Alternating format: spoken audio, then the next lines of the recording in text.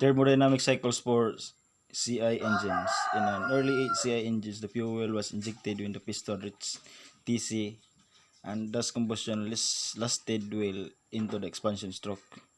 In a modern engine, the fuel injected before TC is about 20 degree. So as we can see, the fuel injection start the pressure and the volume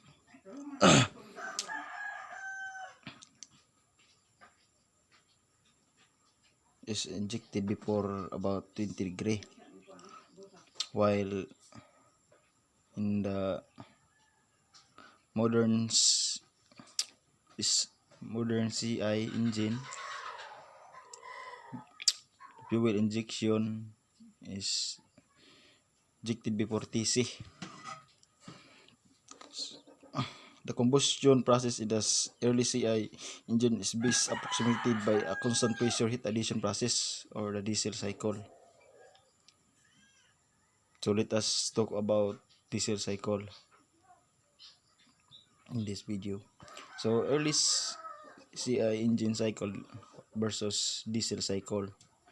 So actual cycle, as air inside the piston cylinder or the intake stroke. So compression stroke, i-compress siya, then pag ignite ng spark plug, fuel injected at fuel injected at TC, so power stroke. Then pag exhaust stroke, lalabas doon yung mga combust products. Compression process and constant pressure heat addition process, expansion process and constant volume heat rejection process. So air standard diesel cycle. So from process 1 to 2 is the isentropic compression. Isentropic, as we can say that isentropic compression is a constant entropy, which is S1 is equal to S2. So the process 2 to 3 constant pressure heat addition. So constant pressure in the PV diagram. So P2 is equal to P3. Since the process 3 to 4 is isentropic expansion, so expansion is constant entropy. So S3 is equal to S4. Then process 4 to 1 is the constant volume heat rejection. So process constant volume, so B4 is equal to B1. So from process 2 to 3, makikita natin dito sa TS diagram na QA is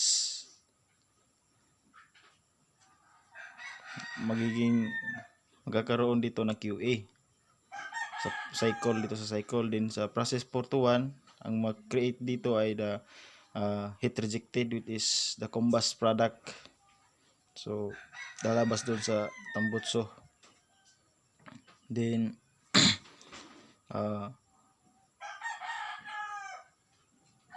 cut-off ratio or RC is equal to B3 over B2, since P2 is equal to P3. That is why the cut-off ratio is equal to B3 over B2.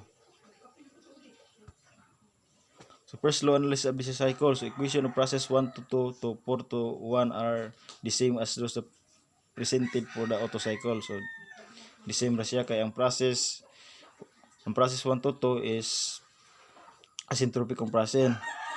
Tapos process 4 to 1 are constant volume heat rejection. So constant 2 to 3 constant pressure heat addition.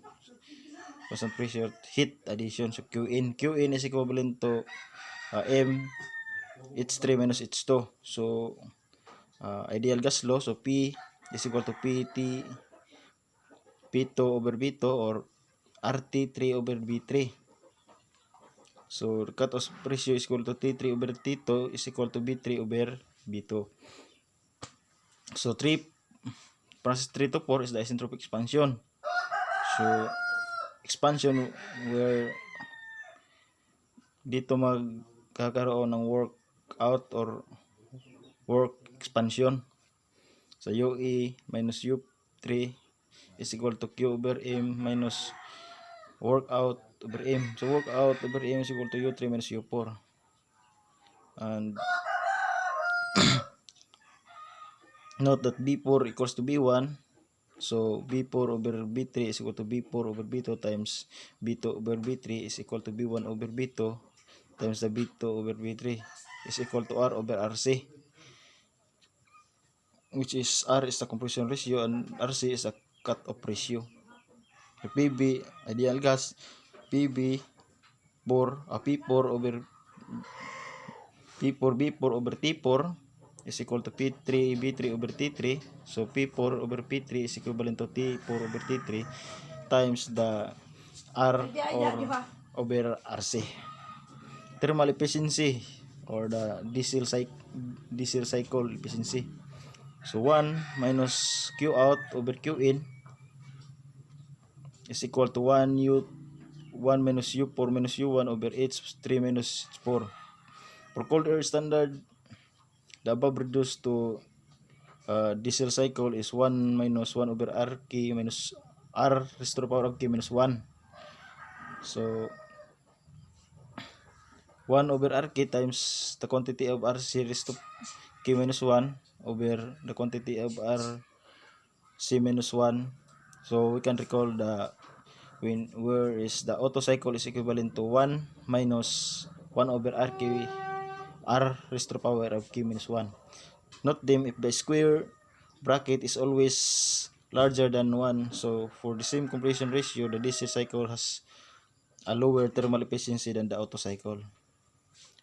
Where RC is equivalent to B3 over B2 since the diesel cycle efficiency approaches the efficiency of the Otto cycle. Thermal efficiency. The cutoff ratio is natural choice for the independent variable or more suitable parameter is the heat input. The two are related by. So cutoff ratio 1 minus Q minus 1 over K times the quantity of Q in or Q added over P1 B1 times 1 over RK minus 1. So 1 over R raised to the power of K minus 1. So as Q in approaches to 0, so cutoff ratio approaches to 1 and thermal efficiency of a diesel cycle approaches to and thermal efficiency of Otto cycle. So here is the simplified formula analysis of diesel cycle. So QE is equal to MCP T3 times the quantity of T3 minus T2. Heat rejected QR is equivalent to MCB T1 minus T4. QR is equal to negative MCB times the quantity of T4 minus T1. So net work done or work net is equivalent to QE minus QR.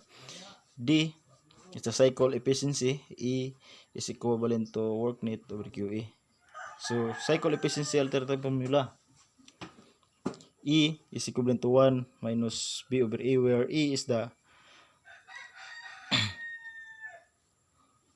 work compression ratio raised to the power of K minus 1, where B is equal to cutoff ratio raised to the power of K minus 1 over K times RC minus 1. So compression ratio